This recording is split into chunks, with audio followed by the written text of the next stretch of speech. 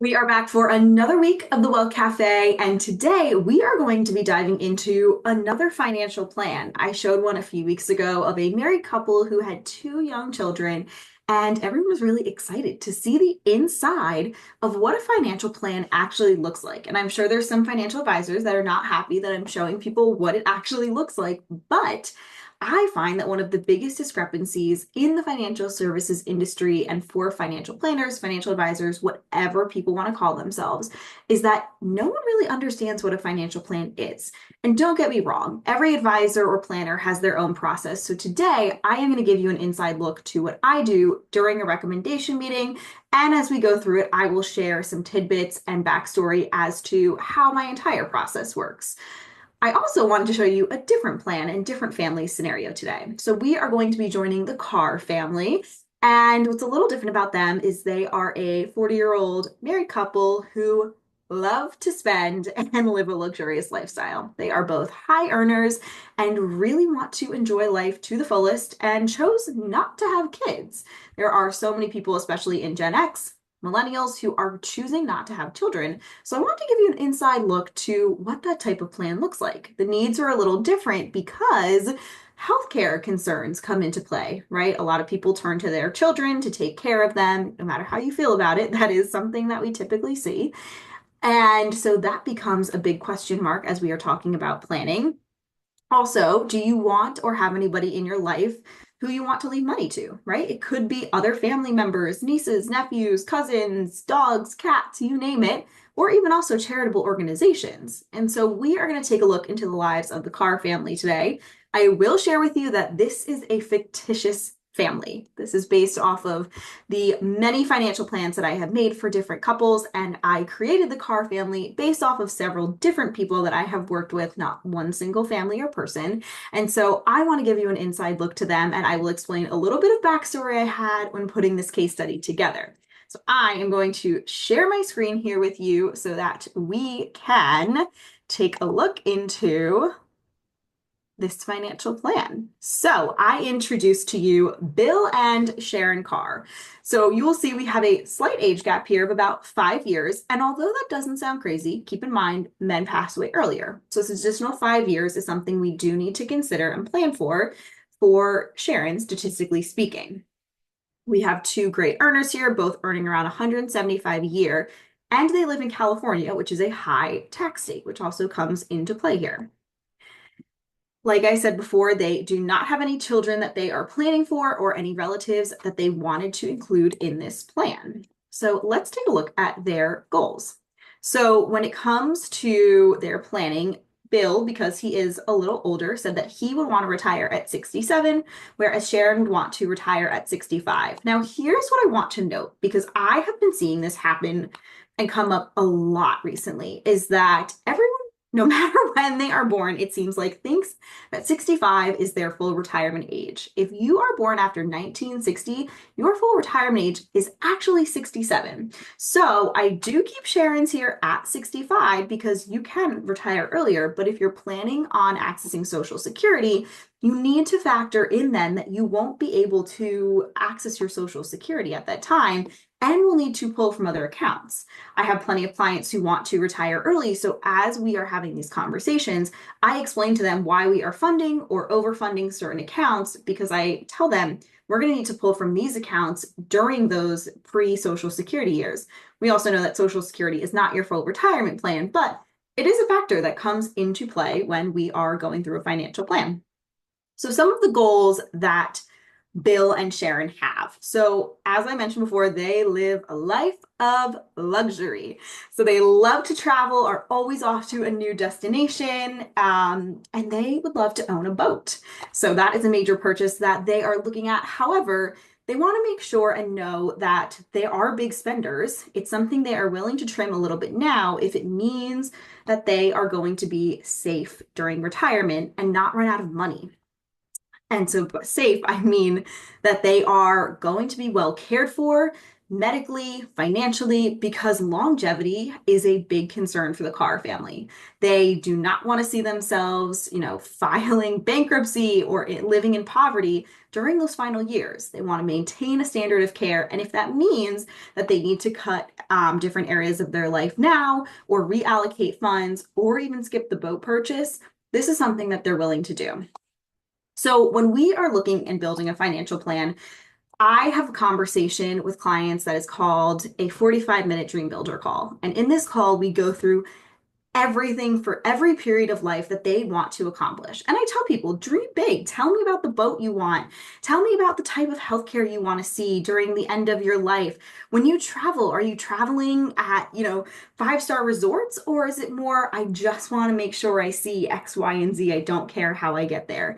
There's no right or wrong answer. So during this dream builder call, I am collecting all of the information that you are seeing here. So when we go through the recommendation meeting, which would be what you are seeing now, I also like to talk through with clients, does this amount feel right? Do you need a $300,000 boat, or is it more of a $50,000, $100,000 ticket? I kept it at 3. The cars I said like to live big, so we'll see where it goes from there. The other thing too to consider is that healthcare. Healthcare costs are incredible, especially during retirement. And because the Karrs don't have any loved ones that would be able to take care of them, they also want to make sure that they are set up. And this is something that we are factoring in and is a priority. So when we look at needs, wants, and wishes, needs are the things that have to happen. And I have a lot of people that say, oh, I don't need to retire. At some point, your body will say it is time to retire. So we do want to prioritize this. Over everything else, we do need to have retirement savings for when your body says, or when you say, it's time, we need to pause. After that comes the wants, the things that are really important to us, whether it's travel, sending kids to college if you have them, making sure you can buy a home, a second home. But then there's also then the wishes, right? Like how cool would it be if we had a boat, or if we could buy a second home or an investment property? And so when the plan is pulling all this data together, it is factoring in, okay, are we first fulfilling all of our needs? Then are we fulfilling all of the wants? We'll dive into this a little later too as we get into the plan, so don't worry.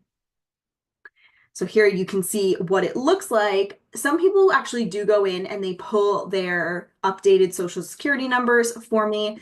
It's a little bit tricky, especially when you are this far away from retirement, which I know sounds crazy when they are 40, but they do have over 25 years until retirement.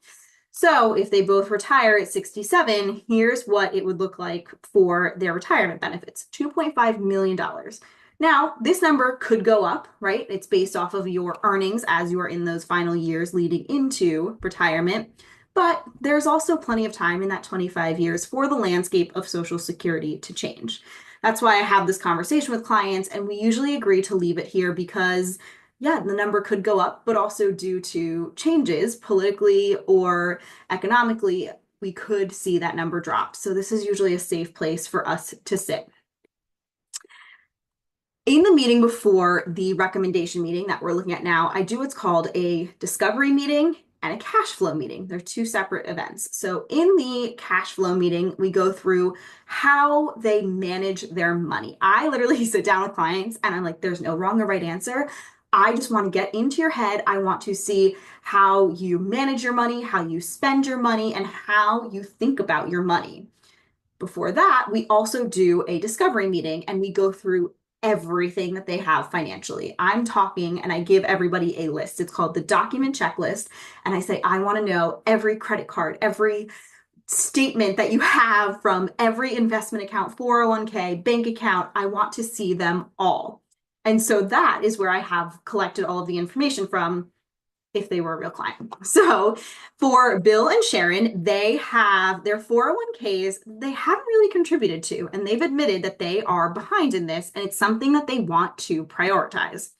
They also have a joint account, and what's important here is that I assign how I want these funds to be used.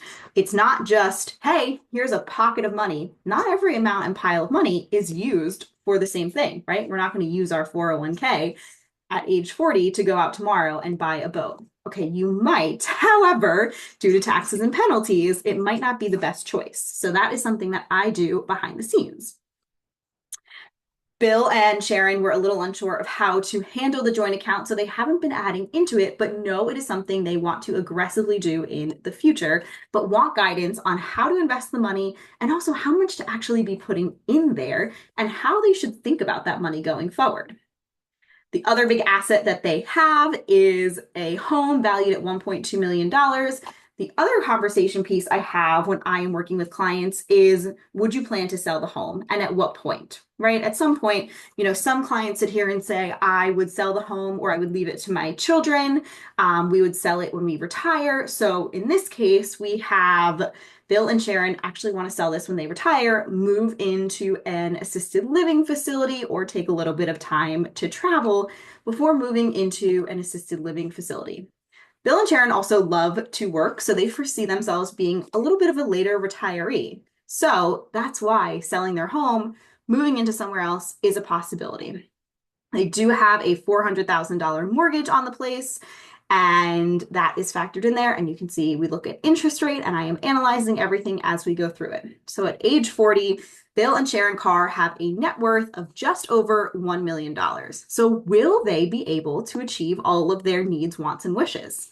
This is where we have some fun, and I can go into here and every client gets so excited when I pull up this Monte Carlo simulation. So it is running 1,000 trials and seeing, okay, what is the probability of success that all of these things could happen?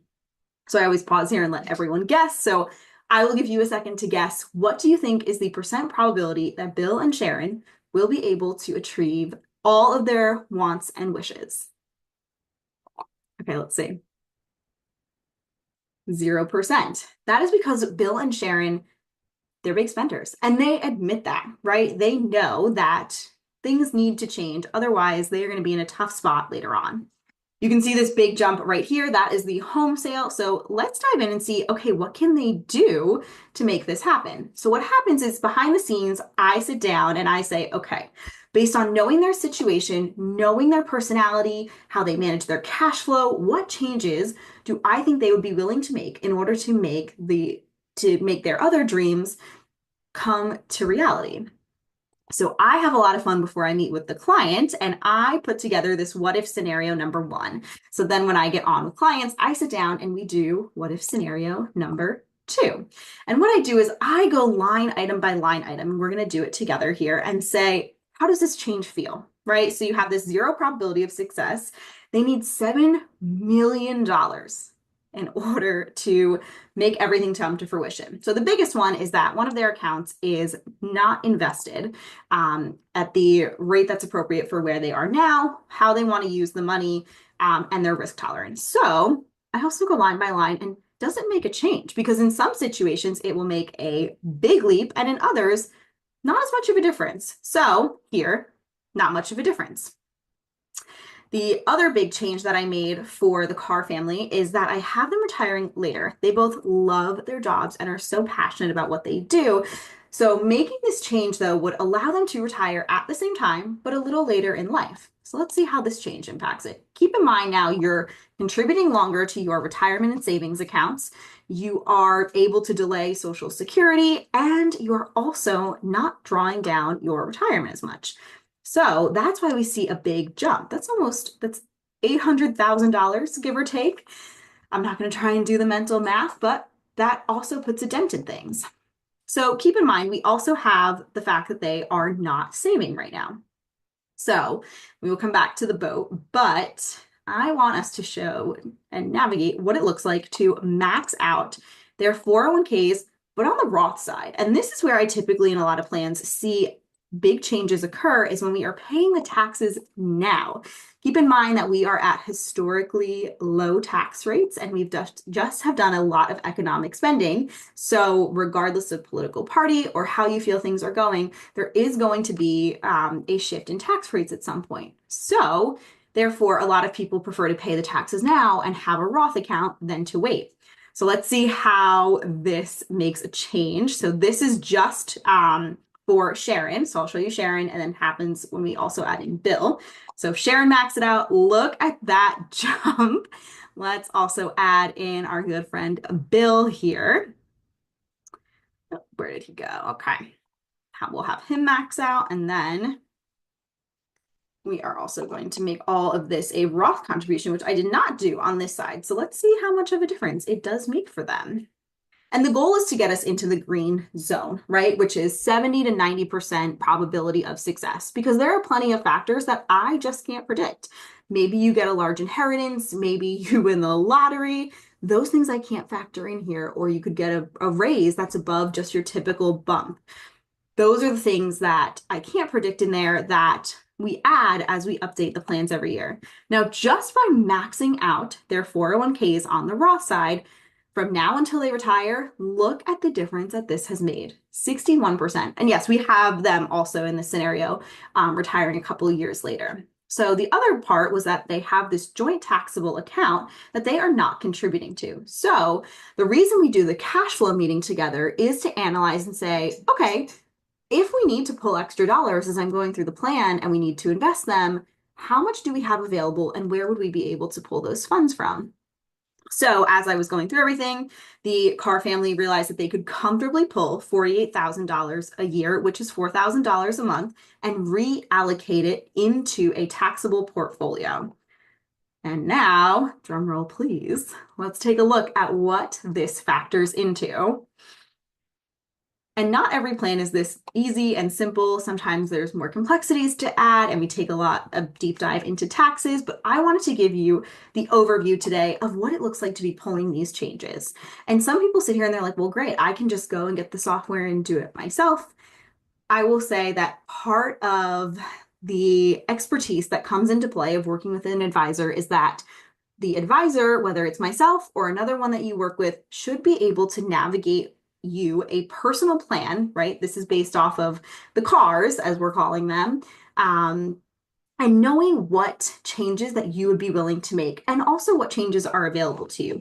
Yes, you could go down this entire line and go one by one, but I can tell you off the bat that just from experience, some of these are not going to make a big change. So if you are working with an advisor, they should be giving you the added value of knowing what's going to make the biggest impact, where you can make changes that work for your lifestyle.